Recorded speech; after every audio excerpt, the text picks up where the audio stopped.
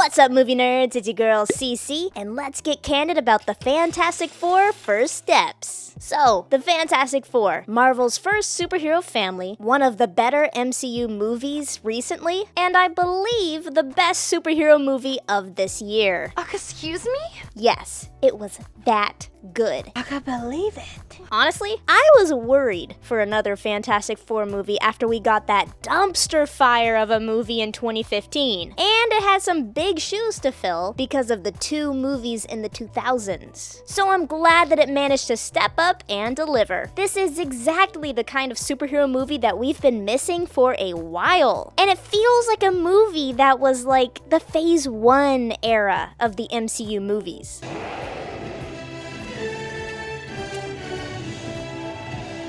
Because even though the threat was cataclysmic, it still seemed pretty localized to this world and street level. It felt like the movie was actually focused, instead of trying to do way too much because there's just so much material in the comics. I'm glad that they really focused on one thing and stuck with it. That definitely made the story and the movie that much better. How awesome was that? Now, I can't say that this Fantastic Four was better than the original in 2005. The original movie just has a certain something that this movie lacks for me, plus the nostalgia. But I'm quite pleased with this movie. And it's one of the first MCU movies that have come out recently that I actually want to go and watch again. Are you serious? But that's just my initial review of the movie. Keep on watching to see the full review and whether or not you want to give this movie a shot. There will be spoilers in the reasons for the rating. You have been warned. And let's get this party started. I mean, really, let's do this, mother! First up is acting, which I give a 7 out of 10. All the actors did great in this movie, portraying the characters that they were given, and their chemistry was just awesome. I felt that some places could have been more expressive, like at the end of the big battle. I don't think Johnny or Ben were as expressive or reacting as much as I think they should have been. Just go ahead and cry. And I think the lack of practicality with the Thing caused some acting to be lost. In the original movie, the Thing was in makeup and prosthetics, and right in the thick of it with the cast. This one was not. I really do think that you lose something from a live-action performance when you're just mocap and voiceover. There are some exceptions, like the Guardians of the Galaxy, aka Rocket and Groot. How am I supposed to fight these things without my stuff? But I do think that the Thing was a weak link in this movie concerning the acting. Now, I do understand that the Silver Surfer and Galactus were also CGI, but I do think that they did better with it than the Thing. Now I know why the Galactus did better, because as you can see here, he was actually in the costume. I didn't know that. That's really cool. Although I do think that some was lost with the Silver Surfer as well. But other than that, it was good. That's not bad. Now for the story and script, which I give a 7 out of 10. Again, I love when superhero movies are street level and focused on one thing and their world. And this movie did it well. Explain yourself. Even though Galactus was a cataclysmic threat, he still came to their Earth and was beaten on their Earth. He was still the only villain, and the multiverse was left out of it. And I'm glad it was, to be honest. The multiverse just brings so many opportunities to cloud the story and anger or confuse the audience. I don't think I understand fully. Simply put, this movie was a really fun, in-depth view of the Fantastic Four, and I liked it a lot. Most of the movie is just their struggle with the reality of Galactus and how to stop the threat, and not them facing something and being beat time and time again until they finally, plot holishly, succeed. Also, I loved their take on the origin story. This is where it all begins, okay? Showing us just enough for newcomers to get the gist of the Fantastic Four, and for the longtime fans to not get bored or upset at yet another long-winded origin story. I actually like the origin stories when you're starting a new movie series, but I can understand not wanting the whole movie to be just that. So this abridged version is like the best of both worlds. Nice. Also, this world itself just seems so believable and grounded that your suspension of disbelief didn't have to be suspended that much, and you were able to just relax and enjoy the story. I was actually really concerned that I wasn't gonna like this movie because of the bad 2015 movie, the recent Marvel stuff, and Superman disappointing behind me, so I'm really glad that I was wrong. You've outdone yourself, Peter. The only things that I didn't really like about the movie was the baby and the lack of superhero fights. Despite it being a superhero movie, you don't get a lot of superhero moments, specifically in the way of fight scenes. Most of the movie is fought with the mind, which actually lended itself quite well to this story, but it still could have used more of the classic heroing. Even the final fight was mostly just Susan doing the heavy lifting and the others showing off fancy moves with their powers. But not that fancy. Now, the family members did get their time to shine in different moments of the movie, like Johnny with learning the language, Reed with his mind and his inventions and his plans, and also Sue with bringing the family together and the town together and, also the final fight. But the Thing really didn't get his time to shine. Well, now I'm sad. And I think there was more opportunity to use him in this movie, especially that fight at the end. It could have been way more interesting if they used their powers in a more interesting way. Kind of like the final fight against the robot in The Incredibles. That was like the perfect Fantastic Four fight scene, and it wasn't even a Marvel movie.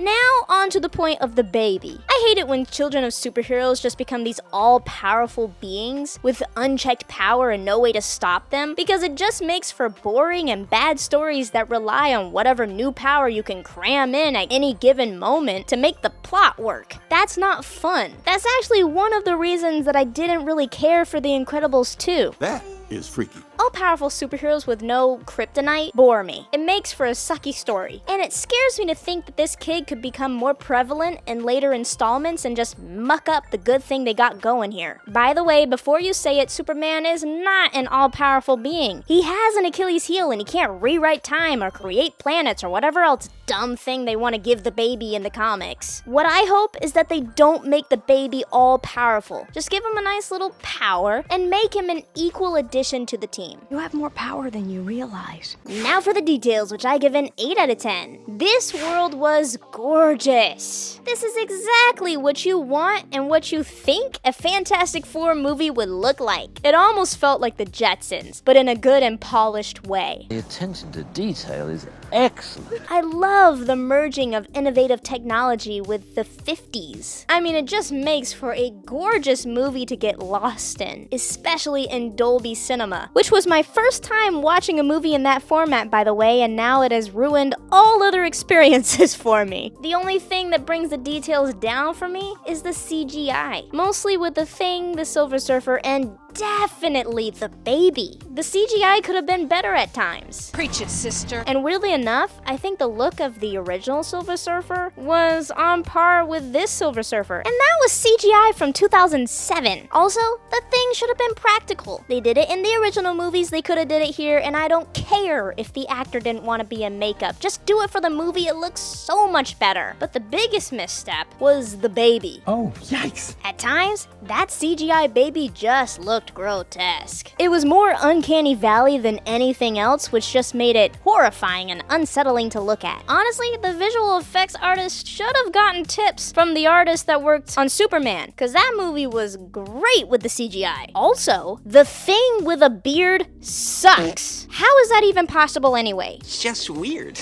Now we're getting into the nitty-gritty of the full review. So here's your spoiler warning right now. Spoiler alert. And let's get into the reasons for the rating. This is a PG-13 action sci-fi movie, and I think this movie fits that criteria perfectly well. So let's talk about that. The gross stuff. The childbirth scene was a little gross, and not in the terms of like, ew, but in terms of like, oh, why did they do it like this? Because even though you didn't see her give birth, the Thing was the one to like get the baby out of her. That's not her brother or her husband, mind you. So you can only assume that he saw everything down there. I saw, naked as a jaybird. Also, the newborn baby was quite gross. I mean, it was wet and the CGI was horrifying, so yeah. Language. There were only 2 swear words that I clocked in the movie, but they both were unfortunately the Lord's name in vain. Now, they weren't used like they were used in Superman, which was way worse. And also they were said under the breath, so you could potentially miss it if you weren't looking for it like I was, but they were still said. Time for violence. This movie actually wasn't all that violent. I think most kids can take it, and the adults probably won't be fazed at all. Like I said earlier, most of the battles were done with the mind. And when the fighting does happen, it's against a Thing that isn't isn't and doesn't even look human. Kill it now. The only thing that could give people pause was when Galactus stretches Reed past his limits. Which is weird considering I don't think Reed is supposed to have limits, and also in different parts of the movie you saw him stretching much farther than what Galactus did to him. But the stretching causes Reed pain apparently, you can see it on his face, and in the following scenes he has some dried blood on his head. Plus, Sue basically dies at the end, but that isn't permanent.